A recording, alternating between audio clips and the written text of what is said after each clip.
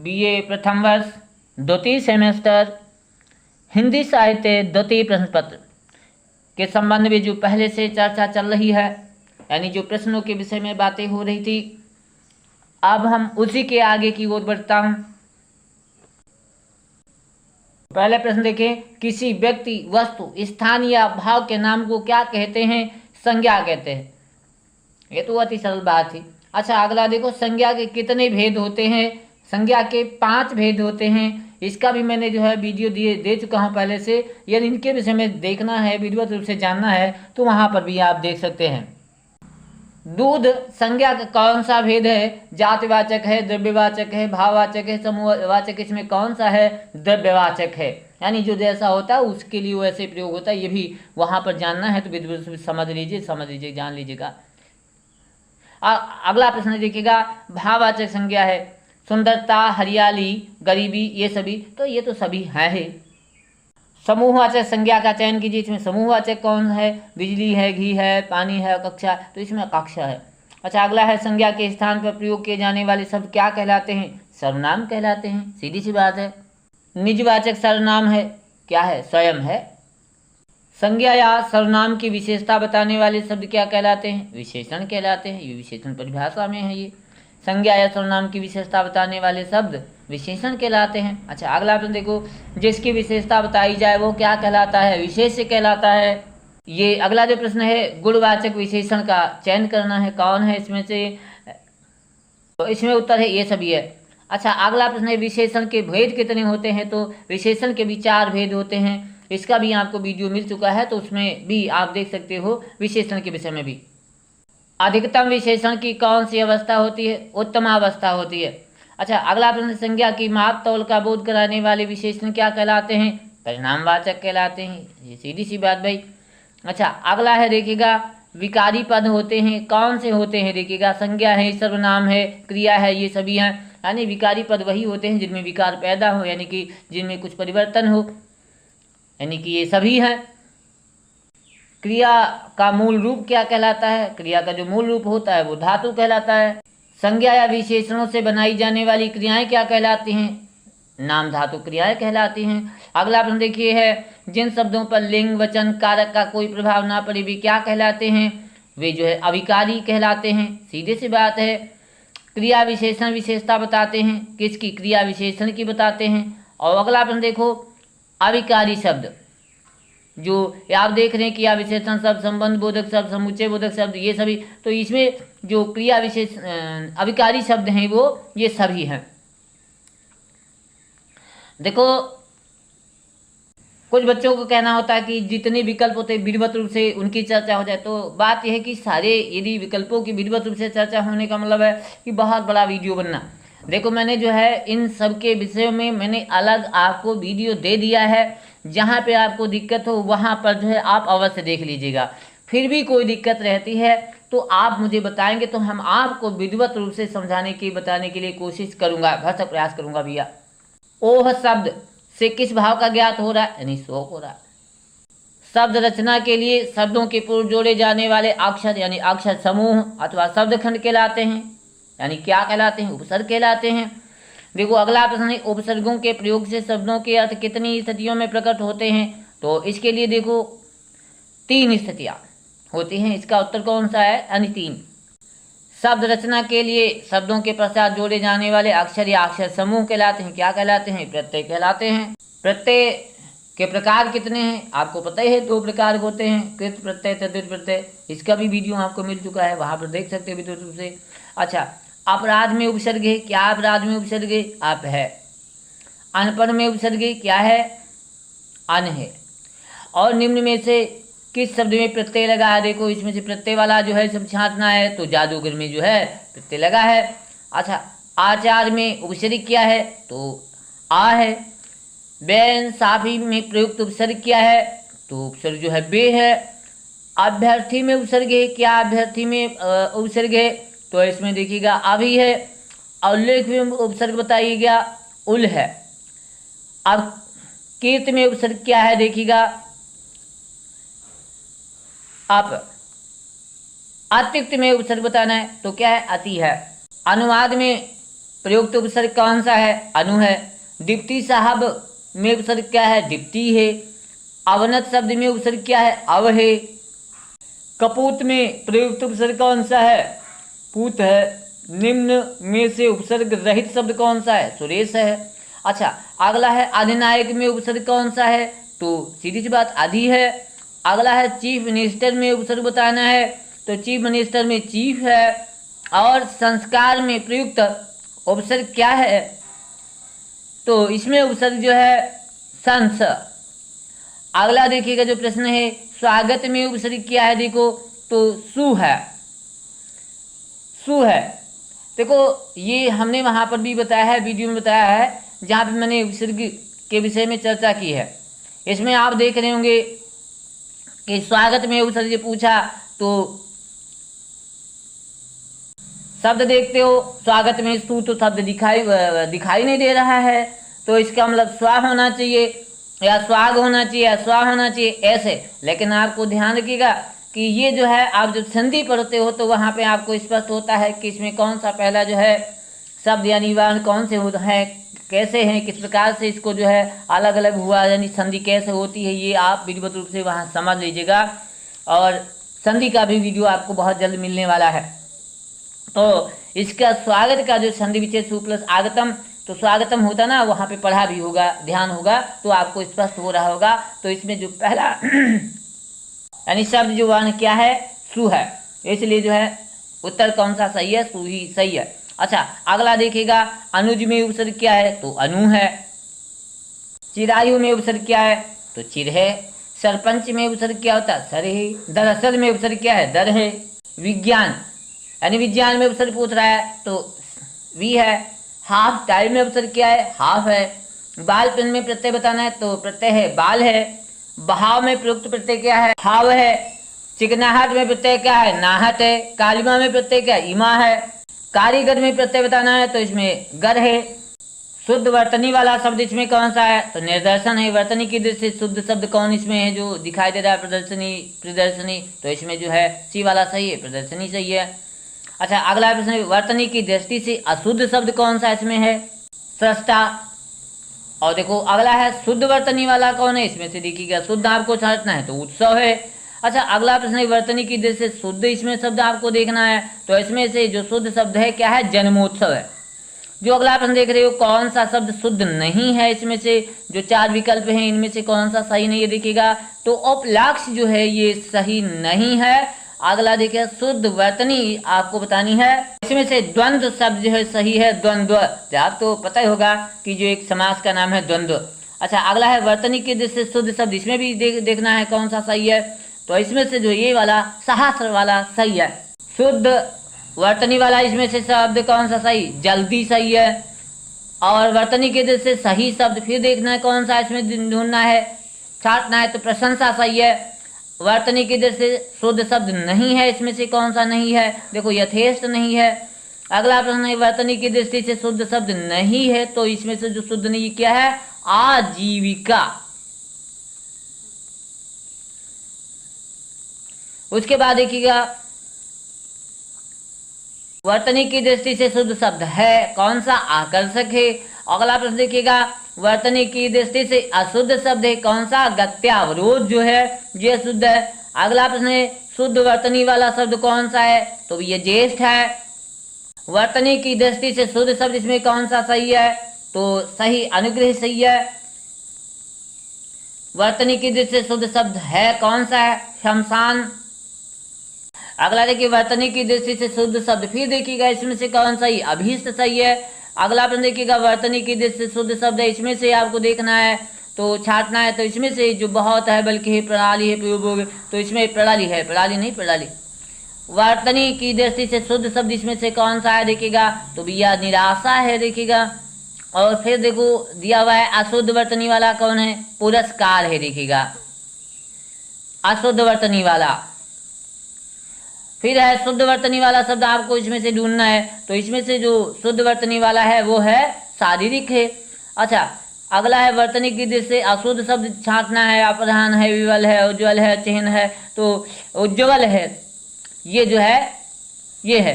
शुद्ध वर्तनी वाला शब्द आपको इसमें से ढूंढना है। अनुग्रहीत, विद्या, पर्यायवाची सम, तो इसमें से जो है विद्या, शुद्ध वर्तनी वाला शब्द तो ईर्ष्या। लिंग का शाब्दिक अर्थ क्या है? तो लिंग का होता है चिन्ह। लिंग के भेद कितने हैं? तो लिंग के जो भेद होते हैं, दो होते हैं। स्त्रीलिंग शब्द किसमें से आपको ढूंढना है? तो ये सभी हैं। इसमें आँख है, बेटी है, झोपड़ी है, तो इसका जो है सही है, ये सभी हैं। पुल्लिंग के अंतर्गत आते हैं, क्या आते हैं? रत्नों के नाम, मसालों के नाम, नदियों के नाम, या ये सभी तो जो है पुल्लिंग के अंतर्गत आते हैं, रत्नों के नाम आया करते हैं। और हिंदी में जो पुरुष कितने होते हैं? तो 3 पुरुष होते हैं, आपको पता होता है, प्रथम, मध्यम, उत्तम। जिससे आप बात कर रहे हैं वह व्यक्ति किस पुरुष के अंतर्गत आता है? तो मध्यम पुरुष। इसके विषय में भी हमने आपको बता चुका हूँ, वहाँ पर वीडियो देख लीजिएगा, वहाँ पर मैंने बताया है। जिसके बारे में बात की जाए प्रथम पुरुष, जिसके माध्यम से बात की जाए मध्यम, बात को कहने वाला उत्तम। तो इस प्रकार से वहाँ पे चर्चा मैंने की है। चलो अगला प्रश्न देखिएगा। वस्तुओं की संख्या का जो बोध कराने वाले शब्द होते हैं वो क्या कहलाते हैं? वचन कहलाते हैं। देखिएगा, उसके बाद संज्ञा या सर्वनाम की एक से अधिक संख्या का बोध कराने वाले शब्द क्या कहलाते हैं? देखिएगा, बहुवचन कहलाते हैं। और देखो, काल का अर्थ क्या होता है? काल का अर्थ होता है समय। और जो काल होता है ना, उसके भेद कितने होते हैं? इसके जो भेद होते हैं 3 भेद होते हैं। और चल रहे समय का जो बोध कराता है वो कौन से होते हैं? वो वर्तमान काल होता है। और भूतकाल का जो बोध कराता है वो जो है बीते समय का बोध कराता है। आसन्न का क्या अर्थ होता है? देखिए प्रश्न है, आसन्न का अर्थ होता है निकट होता है, नजदीक। माँ बाजार जाएगी, ये जो वाक्य है इसमें से काल आपको ढूंढना है कौन सा है। तो इसमें जाएगी ना, तो भविष्य में जाएगी, तो भविष्य काल है। और देखो वर्तमान काल का इसमें बहुत भेद कौन सा है? तो संदिग्ध वर्तमान काल है। देखिएगा, संभाव्य भविष्य काल है, संदिग्ध वर्तमान काल, सामान्य भविष्य काल, अपूर्ण भूतकाल। तो इसमें वर्तमान काल आपको जो है ढूंढना था, तो ये कौन सा है? संदिग्ध वर्तमान काल है। देखिएगा, अगला है पवन खेल रहा होगा, उदाहरण किसका है? ये संदिग्ध वर्तमान काल का है। अगला प्रश्न है, अपूर्ण वर्तमान काल का क्या उदाहरण है? बच्चे पतंग उड़ा रहे हैं। अगला है अपूर्ण भूतकाल का उदाहरण क्या है? देखिएगा, तो जितने ही हैं वो सभी, यानी उपयुक्त सभी हैं। वर्तमान काल के भेद कितने होते हैं? तो 3 होते हैं। वर्तमान काल के जो भेद होते हैं 2, 3, 4, 5, इसमें से 3 होते हैं। अच्छा, अगला प्रश्न है, सामान्य भविष्यत काल का उदाहरण क्या है? इसमें से जो देख रहे हैं ना, तो इसमें से है माली पौधों को पानी देगा। वायु कणों के दबाव विचलन से वायुमंडलीय दबाव में आने वाले परिवर्तन या उतार चढ़ाव को क्या कहते हैं? ध्वनि विज्ञान कहते हैं। ध्वनि विज्ञान अन्य किस नाम से जाना जाता है? तो ये जो है वाक् स्वर नाम से जाना जाता है। अगला प्रश्न है, ध्वनि विज्ञान में किसका अध्ययन किया जाता है? तो ध्वनि का वर्णनात्मक है, ध्वनि का ऐतिहासिक है, ध्वनि का तुलनात्मक है। इन सभी का जो है इसमें जो है अध्ययन किया जाता है। भाषा विषयक परिवर्तन को विद्वान क्या मानते हैं? तो इसमें जो है विकार, विकास, विकार या विकास दोनों या सभी, तो विकार या विकास ये दोनों जो है मानते हैं। अगला प्रश्न है, 2 भाग हाइड्रोजन और 1 भाग ऑक्सीजन मिलाने पर क्या बनेगा? तो जल बनेगा। सर्वदेशीय और सर्वकालिक नियम क्या होते हैं? प्राकृतिक होते हैं। सीमाओं में बंधे होते हैं क्या? प्राकृतिक नियम, ध्वनि नियम, दोनों। इनमें से कोई नहीं। कौन से? ध्वनि नियम सही है। अगला प्रश्न देखिएगा, भाषा की लघुतम इकाई को क्या कहते हैं? वर्ण कहते हैं। बहुत मुख्य प्रश्न है। ध्वनि के भेद कौन है? देखिएगा, इसमें से स्वर व्यंजन जो है भेद हैं। ध्वनि के जो भेद हैं वो स्वर व व्यंजन है। देखो अगला प्रश्न आप देखिएगा, स्वरों की सहायता के बिना उच्चारण नहीं किया जा सकता। किसका? यानी व्यंजनों का उच्चारण नहीं किया जा सकता। स्वर व व्यंजन का भेद किया गया है कैसे? बनावट के आधार पर, रचना के आधार पर, उत्पत्ति के आधार पर। अगला सही है, वायु के प्रवाह की अनवरतता के आधार पर। अगला प्रश्न है, किसके उच्चारण में वायु अबाध गति से मुख विवर से निकल जाती है? स्वर के। वाह्य प्रकृति के अनुसार ध्वनियों के कितने भेद हैं? तो 2 भेद हैं। अगला देखिएगा प्रश्न है, जीभ के अग्रभाग से हम कौन से स्वर का उच्चारण करते हैं? तो ये ई ए का हम उच्चारण करते हैं। अच्छा, अगला प्रश्न है, पूर्ण वृत्त मुखी स्वर कौन सा है? ऊ। स्वर के उच्चारण में लगने वाले समय को क्या कहते हैं? मात्रा कहते हैं, मात्रा। स्पर्श संघर्षी व्यंजन कौन से हैं? इसमें से देखिएगा ये सभी हैं। अगला प्रश्न है, देखिएगा जिन वर्णों का उच्चारण करते समय हवा नाक से निकले वे क्या कहलाते हैं? नासिक की वर्ण कहलाते हैं। संज्ञा या सर्वनाम के जिस रूप से वाक्य के अन्य शब्दों के साथ उनका संबंध सूचित हो उसे क्या कहते हैं? विज्ञान कहते हैं, विशेषण कहते हैं, क्रिया कहते हैं या कारक कहते हैं? तो उत्तर कौन सा है? कारक। भारतीय भाषा में कितने कारक हैं? तो कितने हैं? 8 कारक हैं। और जर्मन भाषा में कितने कारक हैं? तो उसमें जर्मन भाषा में 4। जिन प्रत्ययों की वजह से कारक की स्थिति का बोध होता है उसे क्या कहते हैं? परसर्ग कहते हैं। कारक विभक्ति की विशेषता है कि वह स्वतंत्र होती है, संज्ञा और सर्वनाम के साथ होती है। सर्वनामों के साथ प्रयुक्त होने पर प्राय विकासपन कर उनसे मिल जाते हैं उपर्युक्त सभी। तो इसमें जो है उपर्युक्त सभी जितने हैं वो सही हैं। कर्ता कार्य में यानी जो कर्ता कारक होता है उसमें विभक्ति कौन सी होती है? तो प्रथमा होती है। इसमें जो दिया हुआ कर्ता कार्य की विभक्ति, इसमें जो है चिन्ह दिया हुआ है ने, तो विभक्ति कौन सी होती है? प्रथमा। और चिन्ह कौन सा होता है? ने। अच्छा, अगला देखिएगा, कार्य जिस पर हो रहा होता वो क्या कहलाता है? कर्म। कर्म कारक का जो है चिन्ह क्या होता है? तो आपको पता ही होगा, कर्ता ने कर्म को चिन्ह होता है। देखिएगा उसके बाद से किस कारक का पर्याय है? तो ये जो है अपादान कारक का। अच्छा, अपादान कारक बोध कराता है, किसका बोध कराता है?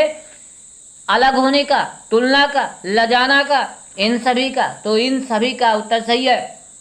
यह कमला की गाय है, वाक्य में कौन सा कारक है? तो सीधी सी बात है, संबंध। ये कमला की गाय है ना, तो संबंध हो रहा है। ये भी जो है आप जानना चाहते हो तो कहाँ, यानी कि जो कारक का वीडियो है उसे देख लीजिएगा। इससे संबंधित जितने प्रश्न हैं वहां पर आपके जो है तैयार हो जाएंगे। तो ये कमला की गाय है, तो संबंध हो रहा है, संबंध का सूचित हो रहा है, जिसका आंसर से कौन सा कारक है? संबंध। अच्छा, अगला है, संप्रदान का क्या अर्थ होता है? देना। संप्रदान कारक की जो व्यक्ति है कौन से? के लिए। यह चिन्ह है के लिए। तो आपको ध्यान रखना है, कर्ता ने कर्म को जितने चिन्ह मैंने वहां पर भी दिए हैं, कारक वाले कारक के चिन्ह दिए हैं और कारक की जो परिभाषा बता दी है। और स्रोत और नियम कारक के अब जल्द वीडियो आपको मिलेगा, उसमें मिलेगा, उसमें स्रोत मिलेंगे, नियम मिलेंगे और संस्कृत में अनुवाद आदि के बारे में बात मिलेगी। काकी के रारी रे में विभक्ति की बात पूछा है, कौन सी है विभक्ति? षष्ठी विभक्ति। और कारक संबंध, इसमें गलत लिखा हुआ है। अगला देखिए, संबंध कारक से बोध होता है क्या? परिमाण। जिस शब्द से क्रिया के आधार का बोध हो वो क्या कहलाते हैं? अधिकरण कारक। कारण कारक की विभक्ति तृतीया विभक्ति। चिन्ह क्या है? से, के द्वारा। अगला बिन संज्ञा के जिस रूप से क्रिया के साधन का बोध होता है उसे क्या कहते हैं? कारण कारक। भाषा शब्द किस धातु से बना है? भास। अशोक के द्वारा खुदवाए गए शाहबादगढ़ी के मन सेहरा के शिलालेख में कौन सी लिपि में लिखे गए हैं? देखिएगा, तो ये है खरोष्ठी लिपि। अगला प्रश्न, संपूर्ण भारत की लिपि थी, क्या थी? ब्राह्मी लिपि थी। खरोष्ठी उस युग में किस प्रदेश की लिपि थी? तो उत्तर है पश्चिमी उत्तर प्रदेश की। अगला प्रश्न है, दक्षिणी भारत में ब्राह्मी लिपि को किस नाम से जाना जाता था? नांदनागरी। अक्षरात्मक लिपियां हैं, क्या है? ये सभी बंगला है, फारसी है, गुजराती है। तो ये सभी लिपि विकास की प्रथम सीढ़ी कौन सी होती है? चित्रलिपि होती है। पलवाड़ा सूत्र। पलवाड़ा सूत्र में कितनी लिपियों का उल्लेख? 18 ललित विस्तार ग्रंथ है बौद्धों का। अगला है कौन सी लिपि दाएं से बाएं को लिखी जाती है? कौन सी लिपि दाएं से बाएं लिखी जाती? खरोष्टी व उर्दू। खरोष्टी लिपि में कुल कितने अक्षर होते हैं? जो खरोष्टी लिपि होती है कुल अक्षर पूछे हैं कितने? 37 अक्षर होते हैं, वान होते हैं। अगला है अनुनासिक अनुस्वार एवं विसर्ग के लिए किस लिपि में अलग अलग चिन्ह होते हैं? तो ये होता है ब्राह्मी लिपि होती है। उत्तरी शैली में कौन सी लिपि का विकास हुआ है? तो चाहे ये शारदा, बंगला है, कुटिला है, ये सभी हैं, देखो इनमें से सभी का। दक्षिणी शैली में किस लिपि का विकास हुआ है? तो तेलुगु में। देवनागरी में कुल कितने चिन्ह है? तो 49 है। नागरी के व्याकरणिक प्रयोग किसके समान है? देखो संस्कृत के समान है। नरेंद्र देव नागरी लिपि के सुधार समिति का संगठन कब हुआ था? 1947। अगला है नरेंद्र देव नागरी लिपि सुधार समिति में सम्मिलित थे कौन? डॉक्टर धीरेन्द्र वर्मा, डॉक्टर मंगलदेव शास्त्री, नरेंद्र देव, यानी ये सभी। अगला प्रश्न है अरब वाले अंक को क्या कहते हैं? अरब वाले अंक को क्या कहते हैं? हिंदसा कहते हैं। प्रति का लिपि के अंतर्गत आता है तो क्या आता है? उपयुक्त सभी आते हैं। हिंदी भाषा की लिपि क्या है? देवनागरी लिपि है। स्वर का गौड़ लिपि चिन्ह क्या होता है? आ ई ये है। अगला देखिएगा प्रश्न क्या है? अरे तो ये नहीं है, ये तो आगे का प्रश्न में बोल गया। हाँ ऊपर देखिए इसका जो उत्तर है वो क्या है देखिएगा, पुनः इस प्रश्न को देख लीजिएगा। स्वर का गौड़ लिपि चिन्ह क्या है? मात्रा होती, मात्रा कौन सी? बड़ा आ की मात्रा होती, बड़ी ई की मात्रा। देख रहे हैं ना, स्पष्ट हो रहा होगा। जो मात्रा है बड़ा आ की मात्रा और बड़ी ई की मात्रा, यानी इसका उत्तर 20 सही है। अच्छा अगला जो प्रश्न है आ बड़ा आ छोटी ई बड़ी ई जिसे आप लोग बोलते हैं, वैसे इस प्रकार से नहीं कहना चाहिए, लेकिन आपके समझने के लिए यही इसी प्रकार से मैं भी बोल रहा हूँ। तो ये क्या है देखिएगा, ये स्वर है, संयुक्त व्यंजन है। इसमें से संयुक्त व्यंजन कौन सा है? जैसे छा, ये भी छा नहीं कहना चाहिए, लेकिन फिर भी त्रा, ज्या, त्रा, इसमें जो संयुक्त व्यंजन है ये सभी हैं। अब मान्य नहीं है, क्या मान्य नहीं है देखिएगा, ये जो है ये सभी जो है मान्य नहीं है। त्रा का ता प्लस रा का संयुक्त रूप क्या है? तो ता और रा यदि मिल जाएगा तो क्या हो जाएगा? त्रा हो जाएगा। और उसके बाद जो लिखा हो आओ किसकी मात्रा है? ये मात्रा दिखाई दे रही ना, ये आओ की मात्रा है देखिएगा। रा का रूप मान्य है कौन सा है? देखो रा जो होते हैं ना, कौन सा जो डंडी खींची हुई नीचे से, तो नीचे जब जैसे कृपा होता है का में रा नीचे टंगी होती तो क्रा होता, और ऊपर जैसे कर्म है माँ के ऊपर रा टांग दी वो भी रा होता। ड्रम होता, ड्रम ड्रा, ड्रम जब लिखते हो ना तो डा पे नीचे रा लगा देते हो, वो भी क्या होती है? रा होती है। इसके विषय में भी जो हमारा वीडियो वो भी देखिए, वहां पर मैंने बताया है कि रा किस प्रकार से कितने किस प्रकार से इनकी मात्राएं होती हैं। चलिए अगला प्रश्न देखो, देवनागरी लिपि में रा का कौन सा रूप मान्य है?